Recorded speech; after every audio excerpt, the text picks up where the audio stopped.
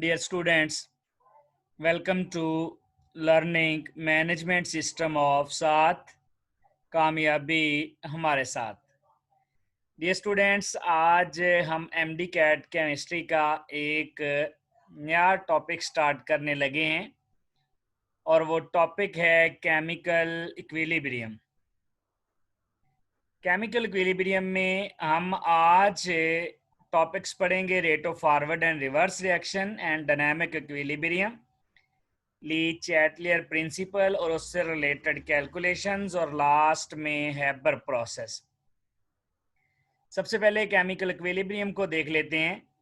Chemical equilibrium तब establish होती है जब रेट ऑफ फॉरवर्ड और रिवर्स रिएक्शन इक्वल हो जाते हैं, जब कंसंट्रेशन ऑफ रिएक्टेंट्स और प्रोडक्ट्स कांस्टेंट हो जाती हैं, उनमें फर्दर कोई चेंज नहीं आती, और ये सिर्फ रिवर्सिबल रिएक्शंस पर अप्लाई होगा कॉन्सेप्ट जब सिस्टम क्लोज होगा। क्लोज सिस्टम ऐसा सिस्टम होता है जिसमें से एनर्जी तो चेंज हो सकती है लेकिन मैटर एक्सचेंज नहीं हो सकता, और लास्ट में इसमें प्रोडक्ट्स गैदर हो जाएं ताकि वो रिवर्स आना स्टार्ट कर दें।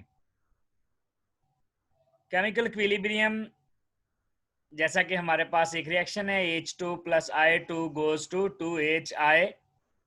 हाइड्रोजन और आयोडीन मिलकर HI बनाते हैं। हाइड्रोजन और आयोडीन रिएक्टेंट्स हैं, HI प्रोडक्ट्स हैं। तो शुरू में देखें, रिएक्टेंट की कंसंट्रेशन बहुत ज़्यादा है। With the passage of time reactant की कंसंट्रेशन कम होती जाती है और प्रोडक्ट की कंसंट्रेशन ज़्यादा होती जाती है। एक स्टेज ऐसी आती है जब रिएक्टेंट और प्रोडक्ट की कंसंट्रेशन कांस्टेंट हो जाती है। ये जब कांस्टेंट हो गई है, ये दोनों लाइंस पैरेलल हो गई हैं, ये इक्विलिब्रियम का टाइम है। हम इसी ग्राफ को ऐसे भी बना सकते थे, रिएक्टेंट की कंसंट्रेशन कम होती जा रही है और प्रोडक्ट की ज़्यादा होती जा रही है, और एक टाइम ऐसा आया जब दोनों की कंसंट्रेशन इक्वल होगी। अब इन दोनों ग्राफ्स में डिफरेंस क्या है? इस ग्राफ में प्रोडक्ट की कंसंट्रेशन ज़्यादा है, इसमें रिएक्टेंट की कंसंट्रेशन ज़्यादा है, लेकिन इक्विलिब्रियम पर जाकर दोनों कांस्टेंट हो जाएंगे। कांस्टेंट का हरगज मतलब नहीं है कंसंट्रेशन इक्वल होगी। कांस्टेंट का ये मतलब भी हो सकता है कि प्रोडक्ट की कंसंट्रेशन रिएक्टेंट से ज़्यादा है। कांस्टेंट का ये भी मतलब हो सकता है रिएक्टेंट की कंसंट्रेशन प्रोडक्ट से ज़्यादा है, या फिर कांस्टेंट का ये भी मतलब हो सकता है कि प्रोडक्ट और रिएक्टेंट दोनों की कंसंट्रेशन इक्विलिब्रियम पे इक्वल होगी है। तो कांस्टेंट में ये तीनों चीज़ें आ सकती हैं। नेक्स्ट है हमारे पास लॉ ऑफ मास एक्शन। इसके मुताबिक rate of reaction directly proportional होता है product of active message of reactants. ये एक्टिव मैसेज क्या होते हैं? एक्टिव मैसेज होते हैं जब कंसंट्रेशन को मोल पर डेसीमीटर क्यूब में शो किया जाए और सोल्यूशन डाइल्यूट हो।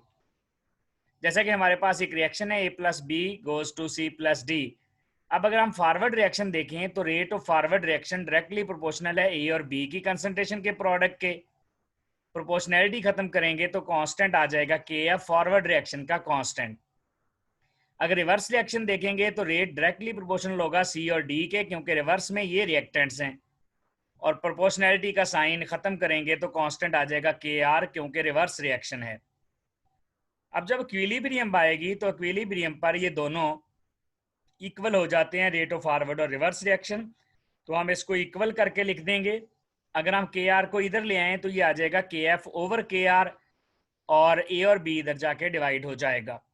तो KF over KR forward reaction का जो कांस्टेंट है, अगर रिवर्स रिएक्शन के कांस्टेंट से डिवाइड कर दें तो ये हमारे पास KC आ जाता है।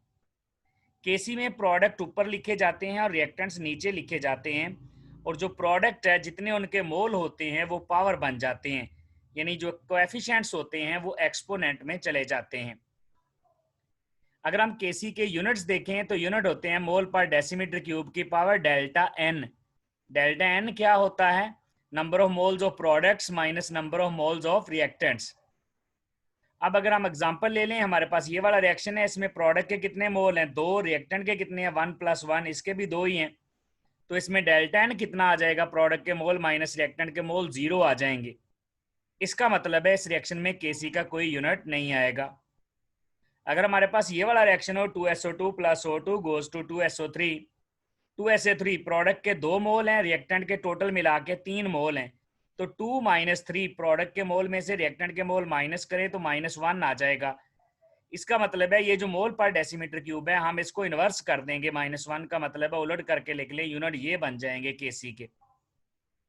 एक और रिएक्शन देखें, PCl5 goes to PCl3 plus Cl2, product के 2 मोल है, रिएक्टेंट का 1 मोल है, प्रोडक्ट माइनस रिएक्टेंट्स 1 बनेगा, तो इसका मतलब है केसी के यूनिट आ जाएंगे मोल पर डेसीमीटर क्यूब। नेक्स्ट है हमारे पास ली चैटलर प्रिंसिपल, ये इक्विलिब्रियम पर अप्लाई होता है और ये अप्लाई करते हैं टू डिस्टर्ब द इक्विलिब्रियम। अगर हम इक्विलिब्रियम को डिस्टर्ब कर देंगे it will attain the equilibrium again to nullify that change, ये चेंज को मिनिमाइज करके दोबारा इक्विलिब्रियम पर आ जाता है। इक्विलिब्रियम डिस्टर्ब कैसे हो सकती है, आप कंसंट्रेशन चेंज कर दें, टेम्परेचर चेंज कर दें, प्रेशर चेंज कर दें या वॉल्यूम चेंज कर दें। ली चैटलर प्रिंसिपल में देखिएगा केसी और क्यू, केसी होता है प्रोडक्ट ऑफ रिएक्टेंट की रेशो एट इक्विलिब्रियम और क्यू होता है प्रोडक्ट और रिएक्टेंट की रेशो बिफोर और आफ्टर इक्विलिब्रियम। जब इक्विलिब्रियम नहीं होगी तो तब प्रोडक्ट ओवर रिएक्टेंट की रेशो क्यू होती है, इसको इक्विलिब्रियम पोजीशन कहते हैं। टेम्परेचर केसी को भी चेंज कर देता है, क्यूब को भी चेंज कर देता है, जबकि प्रेशर केसी चेंज नहीं कर सकता, इक्विलिब्रियम पोजीशन बदल सकता है। वॉल्यूम और कैटालिस्ट कंसंट्रेशन टेम्परेचर के अलावा कोई भी इक्विलिब्रियम कांस्टेंट को चेंज नहीं कर सकता। अब इसमें कैटालिस्ट इक्विलिब्रियम पोजीशन को भी नहीं बदल सकता, तो कैटालिस्ट ऐसा फैक्टर है जो ना इक्विलिब्रियम पोजीशन ना कांस्टेंट दोनों को नहीं बदल सकता, और टेम्परेचर ऐसा फैक्टर है जो इक्विलिब्रियम कांस्टेंट और पोजीशन दोनों को बदल देता है। अब जो रह गए हैं हमारे पास प्रेशर, वॉल्यूम और कंसंट्रेशन, ये इक्विलिब्रियम पोजीशन को तो बदल सकते हैं लेकिन कांस्टेंट को चेंज नहीं कर सकते। अगर हम कंसंट्रेशन का इफेक्ट चेक कर लें तो अगर इसमें कंसंट्रेशन के इफेक्ट में क्या होता है, addition of reactants, removal of products. अगर रिएक्टेंट ऐड कर दें, प्रोडक्ट निकाल दें तो रिएक्शन फॉरवर्ड डायरेक्शन में जाएगा। इसका उलट कर दें, एडिशन ऑफ प्रोडक्ट ऐड कर दें, रिमूवल ऑफ रिएक्टेंट निकाल दें तो रिएक्शन रिवर्स डायरेक्शन में चले जाएगा। कंसंट्रेशन चेंज करने से ना तो केसी चेंज होता है और ना ही इक्विलिब्रियम पोजीशन बदलती है। अगर हम टेम्परेचर का इफेक्ट स्टडी करें, फॉर एग्जांपल हमारे पास कोई एंडोथर्मिक रिएक्शन है, तो एंडोथर्मिक रिएक्शन में डायरेक्ट रिलेशन है विद टेम्परेचर, यानी टेम्परेचर बढ़ाने से बढ़ जाएगा केसी, टेम्परेचर को ज्यादा करने से इक्विलिब्रियम पोजीशन भी ज्यादा हो जाएगी, टेम्परेचर ज्यादा करने से सॉल्युबिलिटी भी ज्यादा हो जाएगी, रेट ऑफ फॉरवर्ड रिएक्शन भी ज्यादा हो जाएगा और प्रोडक्ट की कंसंट्रेशन यानी यील्ड भी ज्यादा हो जाएगी, लेकिन शर्त है रिएक्शन एंडोथर्मिक हो। अगर रिएक्शन एक्सोथर्मिक होगा तो फिर टेम्परेचर ज्यादा करने से ये चीजें कम हो जाएंगी, टेम्परेचर ज्यादा करेंगे केसी कम, क्यू भी कम हो जाएगा, सॉल्युबिलिटी कम हो जाएगी, रेट ऑफ फॉरवर्ड रिएक्शन और यील्ड यानी कंसंट्रेशन ऑफ प्रोडक्ट्स भी कम हो जाएगी। अब अगर हम प्रेशर या वॉल्यूम चेंज करें तो इसमें हम डेल्टा एन निकालते हैं, तो डेल्टा एन प्रोडक्ट के मोल माइनस रिएक्टेंट के मोल अगर जीरो आ जाए तो प्रेशर या वॉल्यूम का कोई इफेक्ट नहीं होता इक्विलिब्रियम पर। अगर delta n greater than zero हो तो फिर हम प्रेशर कम करेंगे तो रिएक्शन फॉरवर्ड डायरेक्शन में जाएगा, और अगर delta n less than zero हो तो प्रेशर ज्यादा करने से फॉरवर्ड डायरेक्शन में जाएगा।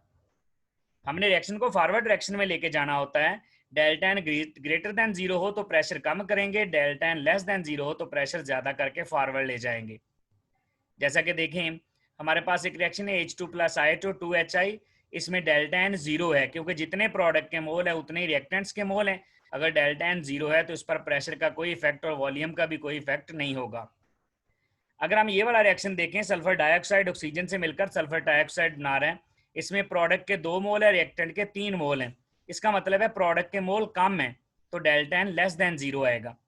अगर प्रोडक्ट के मोल कम है तो प्रोडक्ट का वॉल्यूम भी कम होगा, अगर वॉल्यूम कम है तो प्रेशर ज्यादा करना पड़ेगा, प्रेशर ज्यादा करेंगे फॉरवर्ड चले जाएगा। इसी तरह अगर हम थर्ड रिएक्शन देखें, PCl5 PCl3 Cl2, प्रोडक्ट के 2 मोल है, रिएक्टेंट के 1, इसका मतलब है delta n greater than zero है। अब देखें प्रोडक्ट के मोल ज्यादा हैं, प्रोडक्ट का वॉल्यूम भी ज्यादा है, अगर प्रोडक्ट का वॉल्यूम ज्यादा है तो आप प्रेशर कम कर दें, रिएक्शन फॉरवर्ड डायरेक्शन में चले जाएगा। यानी आप रिएक्शन देख लें जिधर को, अगर तो आपने रिएक्शन को रिवर्स लेके जाना है तो आप देखें रिवर्स में मोल 1 है, फॉरवर्ड में मोल 2 हैं। अगर रिवर्स में मोल थोड़े हैं, मोल थोड़े से क्या मुराद है, वॉल्यूम कम है, और वॉल्यूम कम से क्या मुराद है, प्रेशर को ज्यादा करना पड़ेगा। अगर फॉरवर्ड लेके जाना है तो मोल ज्यादा है, मोल ज्यादा तो वॉल्यूम ज्यादा, वॉल्यूम ज्यादा है तो प्रेशर कम कर दें। अगर आप इसमें SO3 वाले रिएक्शन में देखें, प्रोडक्ट के मोल थोड़े हैं, मोल थोड़े हैं तो वॉल्यूम थोड़ा है, वॉल्यूम थोड़ा है तो प्रेशर ज्यादा कर दें, फॉरवर्ड चले जाएगा। अगर आप रिएक्टेंट को देखें तो रिएक्टेंट में वॉल्यूम मोल ज्यादा है, मोल ज्यादा तो वॉल्यूम ज्यादा, वॉल्यूम ज्यादा तो प्रेशर कम कर दें, प्रेशर कम करेंगे तो रिवर्स चले जाएगा, यानी SO2 की तरफ आ जाएगा रिएक्शन। अगर हम कैटलिस्ट को देखें तो कैटलिस्ट क्या क्या नहीं बदल सकता, कैटलिस्ट केसी नहीं बदल सकता, डेल्टा एच नहीं बदल सकता, क्यू नहीं बदल सकता, यील्ड नहीं बदल सकता और नंबर ऑफ मोल्स चेंज नहीं कर सकता, यानी इक्वेशन को भी छेड़खानी नहीं कर सकता। कैटलिस्ट बदल क्या सकता है, क्या चेंज कर सकता है? ये एक्टिवेशन एनर्जी को कम करता है, रेट ऑफ रिएक्शन को ज्यादा करता है, रिएक्शन का मैकेनिज्म बदल देता है और इक्विलिब्रियम टाइम को भी शॉर्ट कर देता है, यानी रिएक्शन जल्दी इक्विलिब्रियम पर पहुंच जाएगा।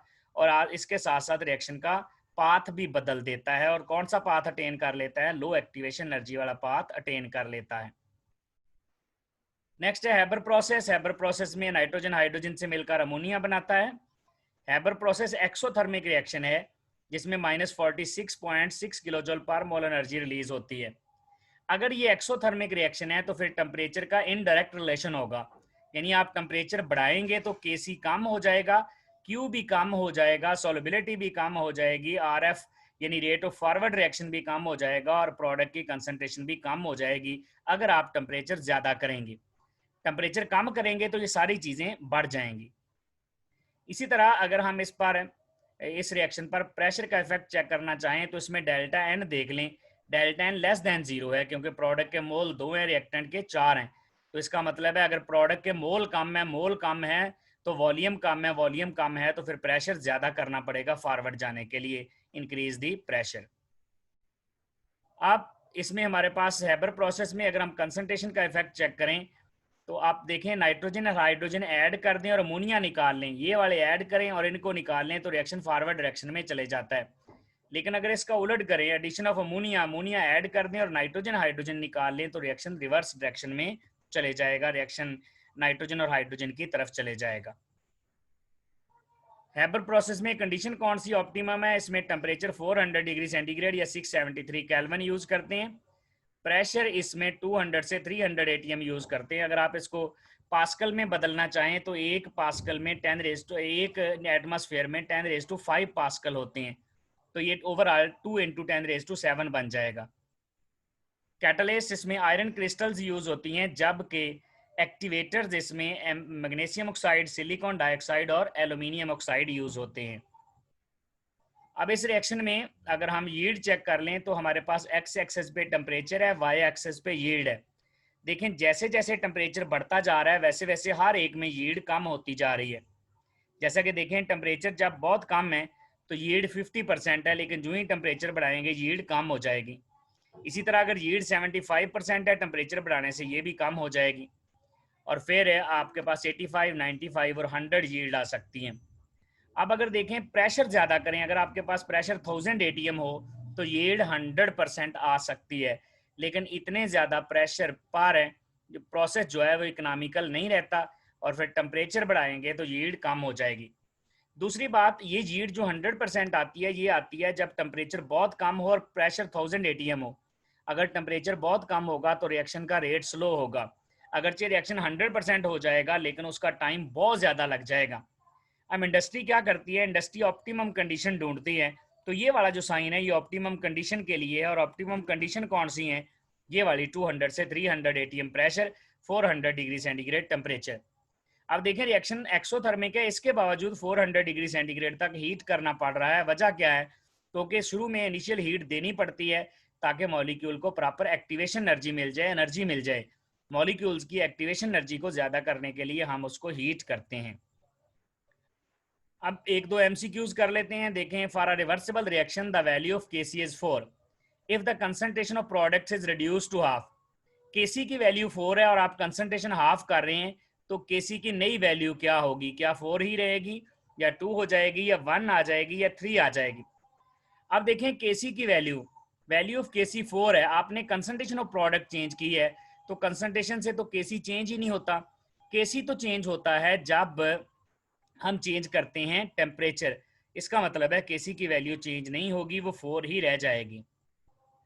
इसी तरह एक और एमसीक्यू देखें, reaction which is favoured at low pressure. Low pressure का मतलब है वॉल्यूम हाई होगा प्रोडक्ट का, और वॉल्यूम हाई होने से क्या मुराद है? मोल ज्यादा होंगे। ये हमारे पास 4 रिएक्शंस हैं। अगर आप पहले वाले में देखें तो प्रोडक्ट के 4 मोल हैं, रिएक्टेंट के 2 मोल हैं, तो प्रोडक्ट के मोल ज्यादा हैं। प्रोडक्ट के मोल ज्यादा होने से क्या मुराद है, प्रोडक्ट का वॉल्यूम ज्यादा है। प्रोडक्ट का वॉल्यूम ज्यादा होने से मुराद है प्रेशर लो होगा। अगर दूसरे में देखें तो प्रेशर का इफेक्ट ही नहीं होगा, क्यों, दोनों तरफ मोल इक्वल हैं। और लास्ट वाले में HF वाले में भी दोनों तरफ मोल इक्वल हैं, प्रेशर का इफेक्ट नहीं होगा। तीसरे वाले में देखें प्रोडक्ट के मोल कम है, रिएक्टेंट के ज्यादा हैं। अगर प्रोडक्ट के मोल कम है तो प्रोडक्ट का वॉल्यूम कम है, वॉल्यूम कम है तो प्रेशर ज्यादा चाहिए।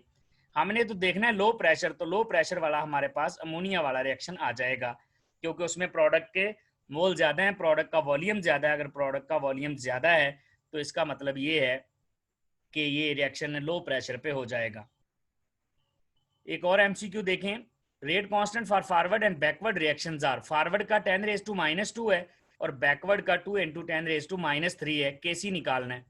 केसी किसके बराबर होता है, KF/KR के, यानी फॉरवर्ड ओवर रिवर्स।